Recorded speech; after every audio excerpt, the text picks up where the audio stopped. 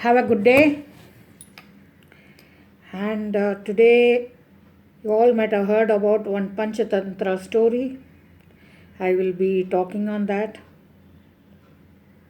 Panchatantra stories have got a lot of wisdom. It tells you how to do, what to do, and it gives insight to many things. Here, the Panchatantra story, all of you would have heard about crocodile and monkey story, where crocodile becomes friendly with monkey, and he befriends him. Both become very good friend, and crocodile lives in the other side of the river. Every day he comes and has fruit plucked by monkey, very sweet pink apples, and he goes and tells his wife. When his wife comes to know, she gets very jealous and she does not like it. And she tells, you bring him home. And somehow this crocodile is a good person. So he does not like his wife's ways. So he tells her, somehow he says he doesn't want to bring him home. Then she devises a plan. She devises a plan. She says, I'm very sick. One day she falls sick. She does not get up from the bed, and she tells the crocodile that I'm very so sick that if I eat the heart of the monkey, I will get all right.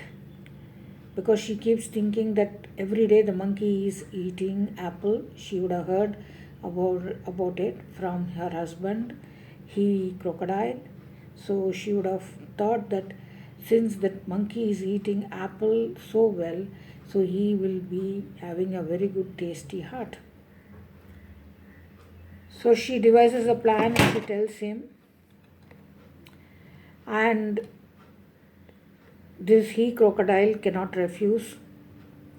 He goes over to the monkey and requests him to come home. The monkey also feels very elated. He sits on the back of the crocodile and he goes to the other end of the bank to meet his wife. Halfway in the middle of the river, he sees that monkey notices that crocodile tries to submerge and come out. So he gets scared. He is asking crocodile, why is he doing that way? Then the crocodile is being a very honest person or generally good-hearted. He could not stand for long. Even though he could not refuse his wife, he goes and says that my wife wanted to eat your heart, so I am taking you to her. Immediately, that is called as the presence of mind. Immediately, monkey goes on to think and devises a way, and immediately she tells to the he crocodile that sorry, I don't have the heart with me. It is on the tree. You please take me there. I will bring my heart with me. And this crocodile is so gullible, he believes it, and he takes the monkey to the tree.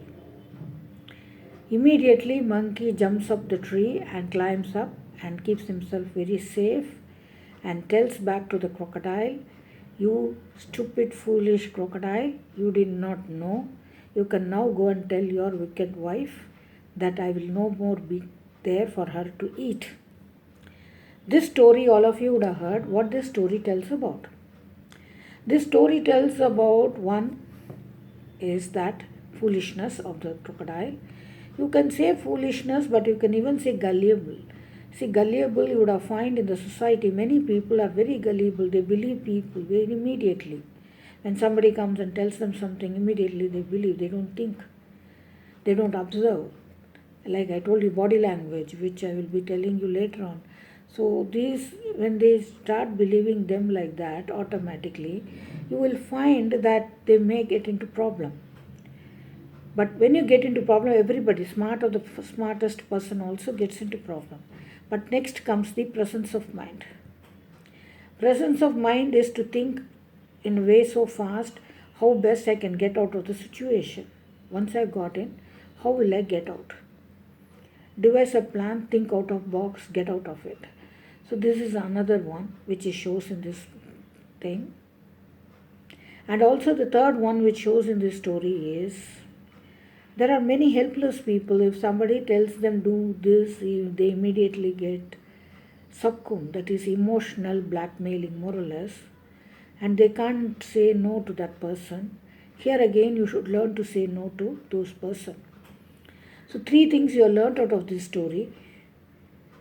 One is you should not be gullible, you should question everybody, you should be critical, you need not be negative. See, there is a lot of difference between negative and critical.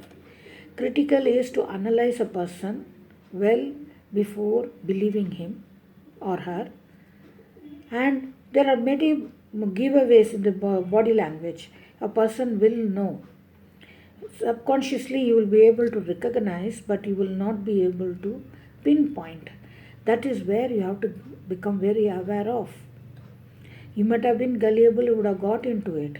But once that shows the other person is not sincere, it shows in many ways. They may tell a lie, they may not come in the same time, or they may not show so much of concern as you may show them, or every time they may bring in a demand. Immediately you should know that they are trying to emotionally blackmail you.